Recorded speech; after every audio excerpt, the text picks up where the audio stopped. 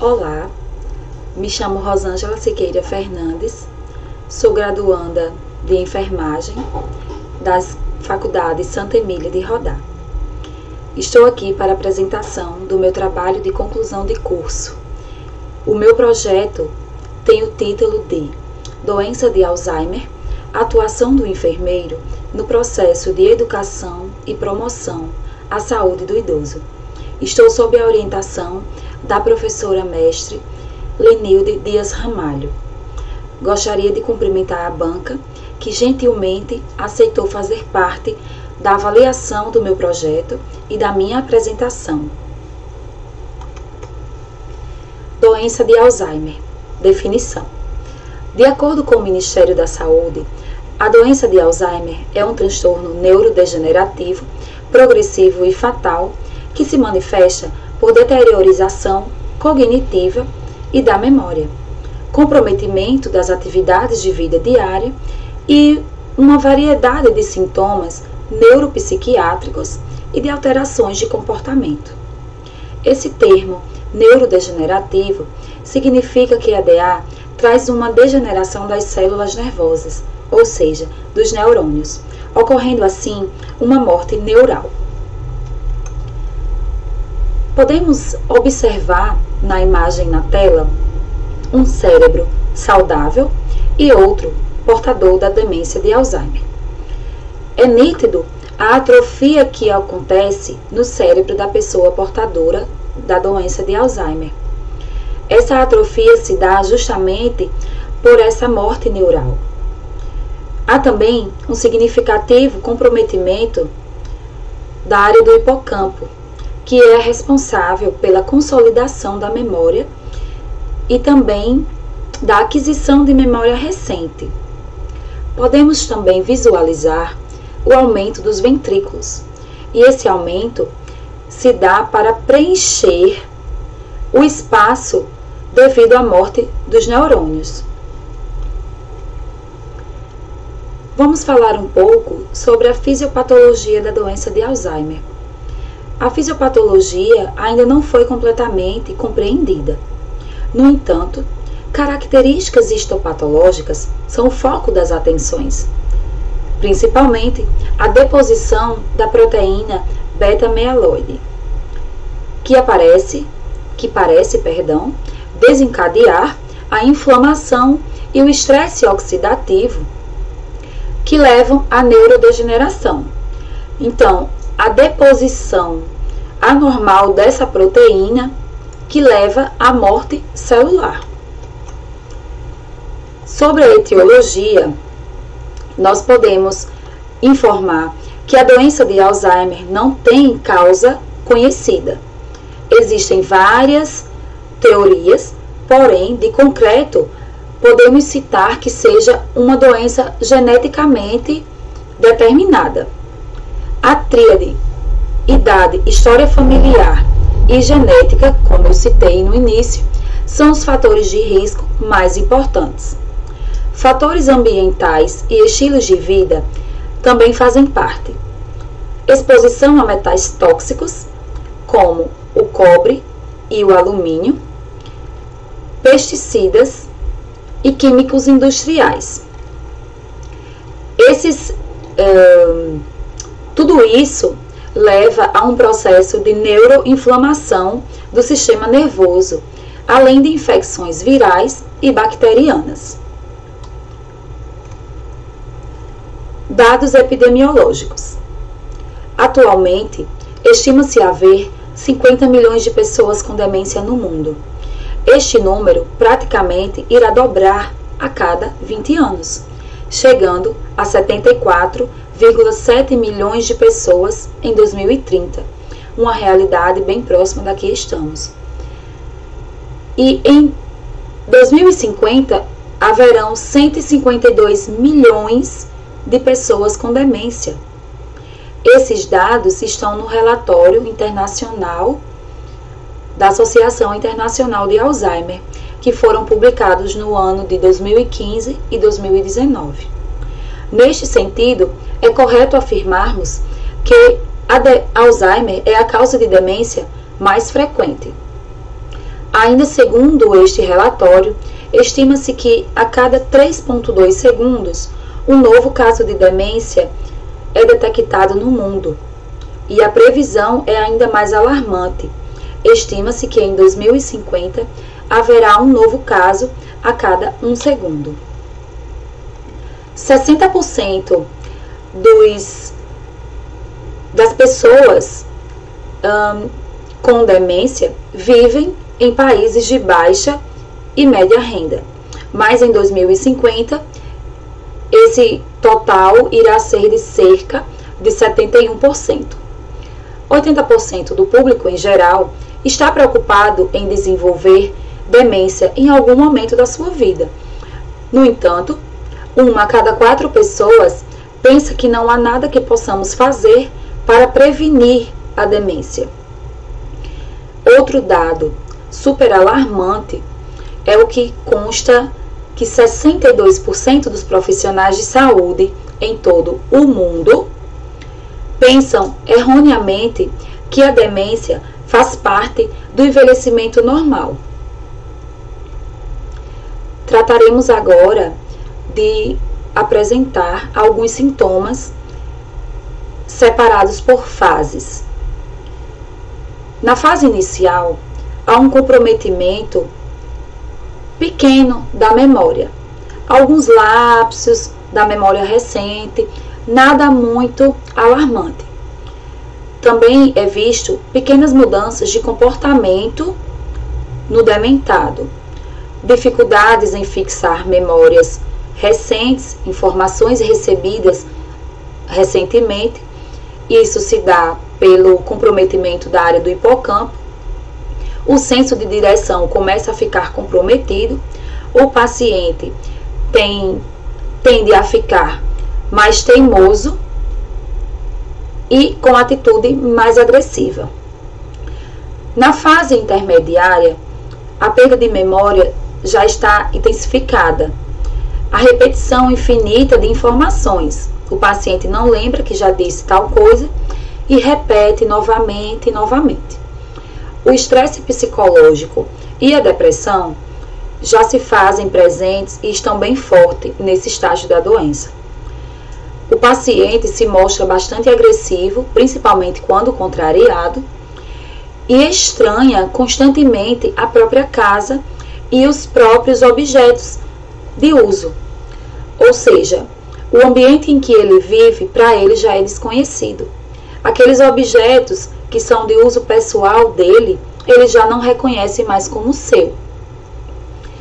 Na fase grave, há uma dependência física praticamente total. O paciente não anda e já praticamente não fala nada. Não reconhece ninguém, nem a si mesmo. Surgem feridas causadas por esse longo período de tempo acamado, aparecimento de infecções e o paciente está com a deglutição bem prejudicada. Sendo assim, ele precisa dispor de dispositivos que o permitam se alimentar. Citarei agora alguns fatores de risco, que são os fatores de risco evitáveis: obesidade, hipertensão, diabetes, baixa escolaridade, lesões cerebrais traumáticas, consumo excessivo de álcool, poluição do ar, inatividade física, tabagismo e pouco contato social. Conhecer e entender esses fatores auxilia na clínica médica e no diagnóstico e também no tratamento de idosos dementados.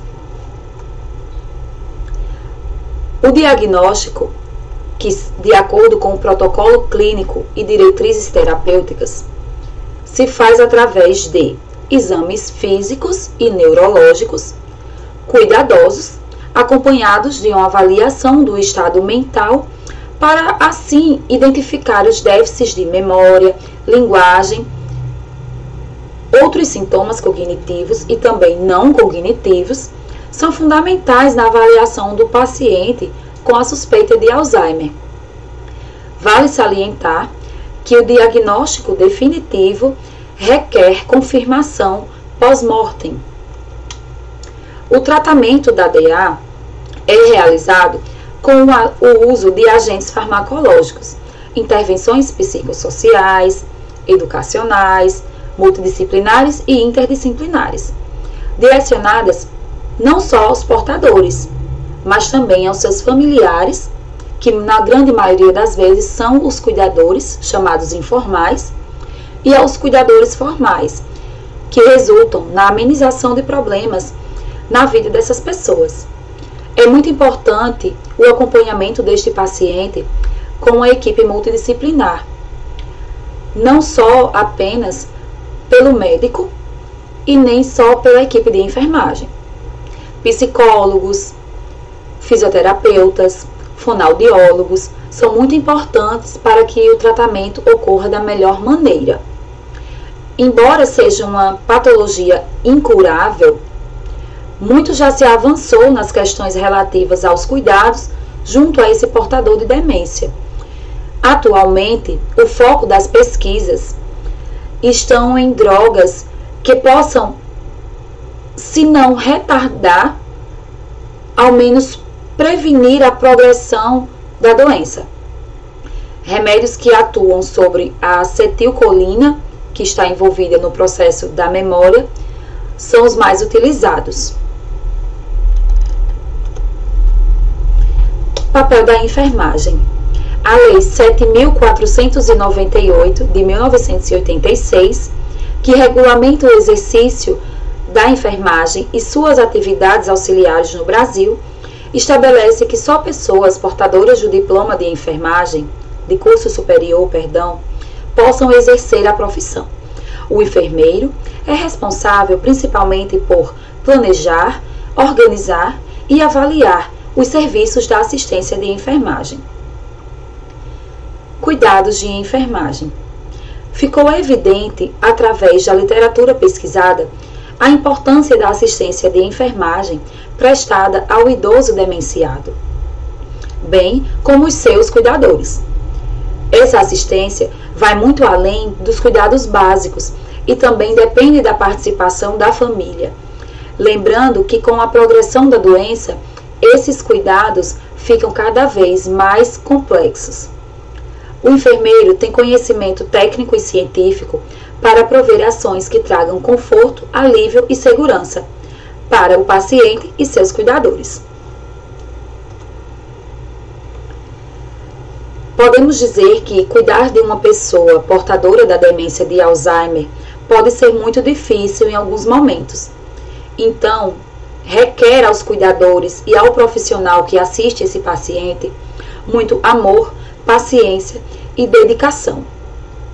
É muito importante que o paciente seja estimulado, que as suas funções cognitivas, principalmente no início da demência,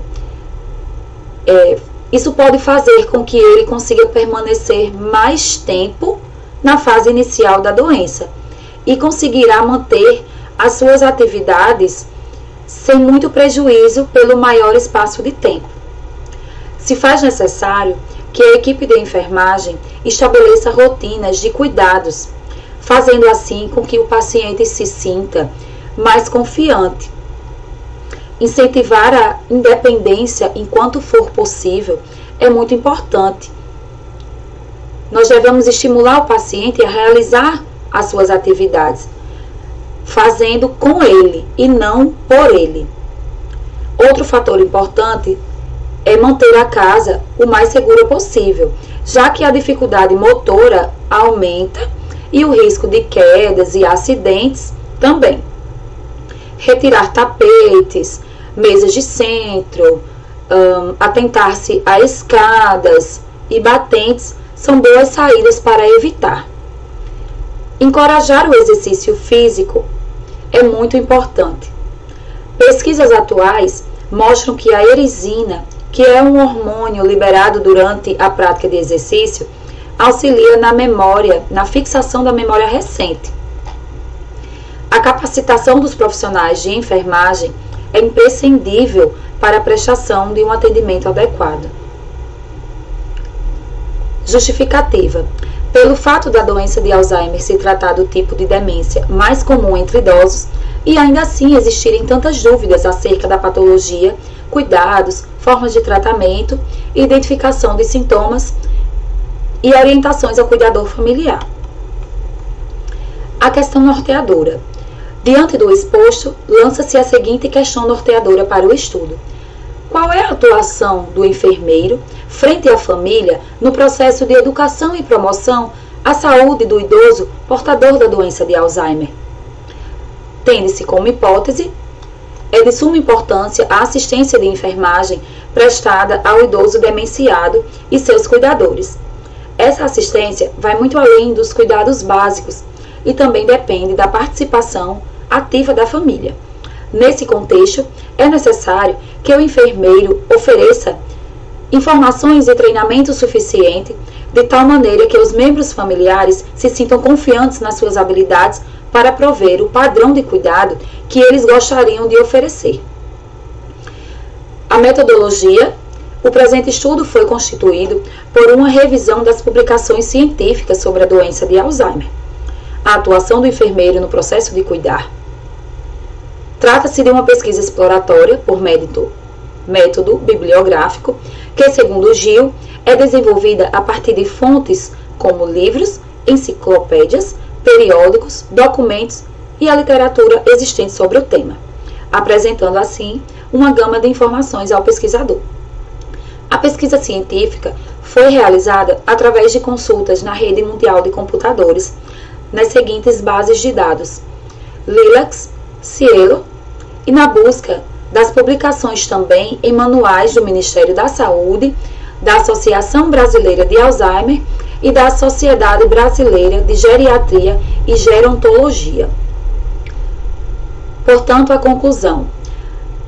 Podemos concluir que os profissionais da enfermagem, em sua prática de assistir os seres humanos holisticamente, estão aptos para atuar na identificação de problemas e estabelecer as intervenções necessárias tanto ao dementado quanto à sua família.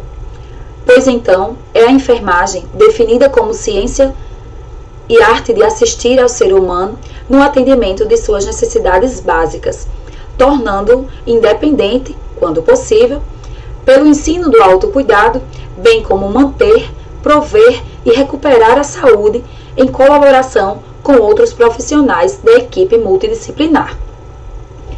Em meus agradecimentos, gostaria de, primeiramente, agradecer a Deus, que me manteve de pé e jamais me deixou fraquejar.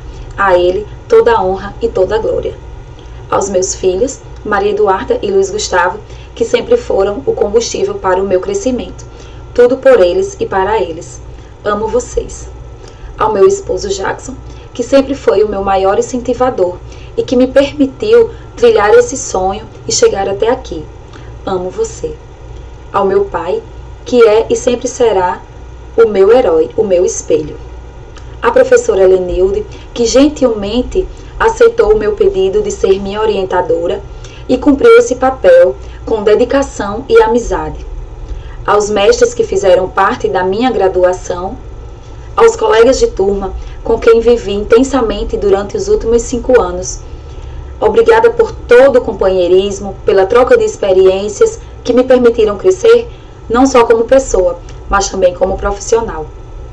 As amigas Ana Caroline, Tamires Salles e Tamires Bento, que estiveram tão próximas a mim e seguraram a minha mão quando o mundo todo soltou.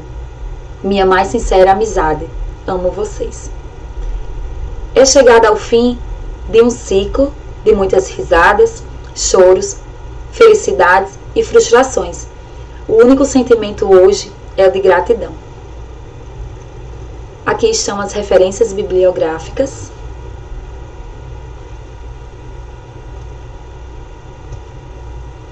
E eu gostaria de finalizar com essa frase. Só há 2 maneiras de viver a vida. A primeira é vivê-la como se os milagres não existissem.